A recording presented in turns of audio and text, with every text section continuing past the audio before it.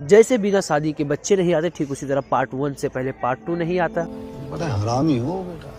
और I am sure कि video खत्म होने के बाद आपका रिएक्शन कुछ ऐसा होने वाला है। मजा आया, और मैं ये जो मजा है हिंदुस्तान के हर व्यक्ति को देना। So first of all, go and watch part 1 and let's start part 2 with intro. कदे ना डरदे हे लोगां की सोच दे ऊंची पहुंच आले यार बेली ही छोरे से छतरी लाठी गए सोड़ बांधे ना फिर दे हे जड़गे जिद वे काढ़ लेंगे घर ते टल दे ना टाले लागे 3 पैग डीजे की बीट पे पाड़े चाले से उड़ने परी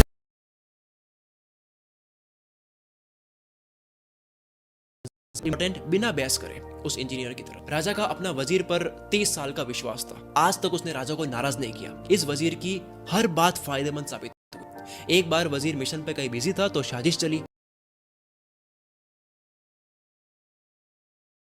साथ में। वजीर धोखेबाज साबित हो गया। लोगों की बहुत कोशिशों के बाद में वजीर धोखेबाज साबित हो गया कि ये तो राजा पर हमला करने वाला था। राजा ने भी सारे सबूत मान लिए। 30 साल पुराने वजीर को शिकारी कुत्ते के बीच छोड़ने की सजा सुना दी, जो कि चमड़ी उतेर देगी। वजीर ने बिना बहस करे, बिना कुछ बोले, उसने कहा कि ठीक है, आपकी सजा मान लेता हूं, लेकिन 10 दिन दे दो मुझे, ताकि 10 दिन में अपने मैं लोन चुका दूं और अपने बेटों का बंटवारा सही से कर दूं। 10 दिन दे दो मुझे, 11वें दिन आप मेरे को सजा दे देना। उसने 10 दिन क्या करा? उसने 10 दिन कुत्तों की देखभाल करी, खाना पीना, नहलाना, उनके साथ में खेलना, दोस्ती कर दी कुत्तों से।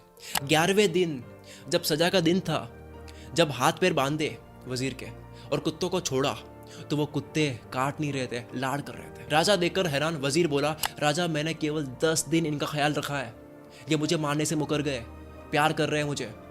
आपकी 30 साल सेवा करी है, आप लोगों की झूठी बातों में आकर मुझे मौत की सजा सुना दी। राजा को बहुत गलती का एहसास हुआ, सजा माफ कर दी। इसको कहते हैं डेमो देना, बिना बहस करे अपनी बात रखना। 5 आपके जैसे कई लोग आसानी से मिल सकते हैं, तो आपको रिमूव कर देंगे लोग। अपनी गरज बना करके रखो। एक गुंडे ने इटली के एक शहर को हमले से बचा दिया, बहुत बड़े हमले से बचा दिया। तो लोगों ने सोचा कि यार इस गुंडे को कुछ दिया जाए, एहसान का बदला चुकाया जाए। तो सब सोच रहे थे कि क्या दे, क्या इनाम दे। जमीन दौलत वगैरह तो बहुत छोटी चीज़ है। तो लोगों ने सोचा कि इनको राजा बना लेते हैं, कि यार राजा ठीक रहेगा।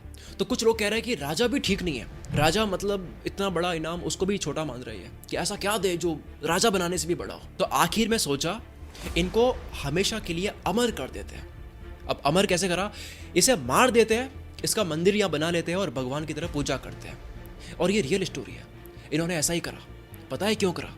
क्योंकि उस गुंडे की जरूरत नहीं थी। ऐसे कई गुंडे आते थे वहाँ पे। जब आप रिप्लेसेबल होते हो, जब आपको रिप्लेस कर सकते हैं, तो लोग कर लेते हैं। Naval Ravikant once said, specific knowledge मतलब जो किसी को सिखाया ना जा सके। अगर सिखाना आसान है किसी को, तो ये समाज किसी और को सिखा करके आपको हटा देगी। अगर आप नखरे करोगे या फिर आपके भाव बढ़ जाएंगे, आपको रिप्लेस कर देगी दुनिया। शक्ति का छठा नियम, लोगों को ऐसे निर्भर कर दो अपने ऊपर कि वो आपसे नफरत भी करे ना, तब भी आपको छोड़ ना पाए। 1847 में बिस्मार्क पर्शिया पार्लियामेंट में डिप्टी बने। तो अब इनको किसी एक राजा की साइड ज्वाइन करनी थी। तो पता है इन्होंने किस राजा की साइड ज्वाइन करी? इन्होंने फ्रेडरिक विलियम फोर्थ की साइड ज्वाइन करी, जो बिल्कुल स्ट्रांग नहीं था। बिस्मार्क खुद इस राजा को पसंद नहीं करते थे, तो साइड ज्वाइन क्यों करी? राजा स्ट्रांग नहीं था, खुद की सोच नहीं थी इसकी।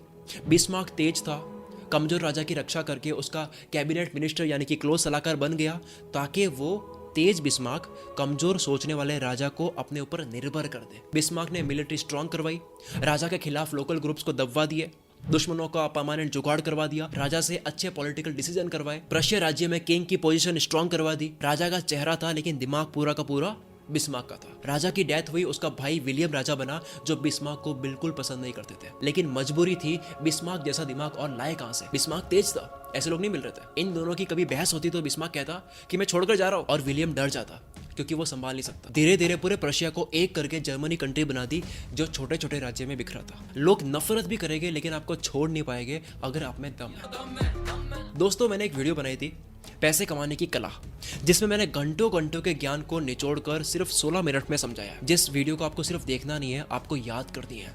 आपको अप्लाई करना है। आपके स्क्रीन पर दिख रही है वीडियो, आई बटन पे भी डाल दिया है, डिस्क्रिप्शन में भी डाल दूंगा। धन का संपूर्ण ज्ञान नाम है इस वीडियो का, केवल कहने के लिए नहीं है, सच में धन का संपूर्ण ज्ञान है। क्योंकि इस वीडियो में वो बातें बताई गई है जो 500 धनी लोगों से पूछने में, उनसे पता लगाने में कि वो धनी क्यों है, 20 साल लगे नेपोलियन हिल को एक किताब में उतारने में। थिंक एंड ग्रो रिच, उस किताब को मैंने 16 मिनट में समझाया। चलो, अगर आपको 1% भी लगता है कि मैंने काम की बात बताई है तो कमेंट जरूर करना। अगर पता नहीं है कमेंट क्या करे तो सिर्फ यस लिख दो कि यस आपने बहुत काम की बात बताई है सर, आपने फोड़ दिया है। आप लोगों की कमेंट्स मुझे मोटिवेट करती है। मैं शकील कुल मित्र से आपके सपनों को सपोर्ट करता हूँ।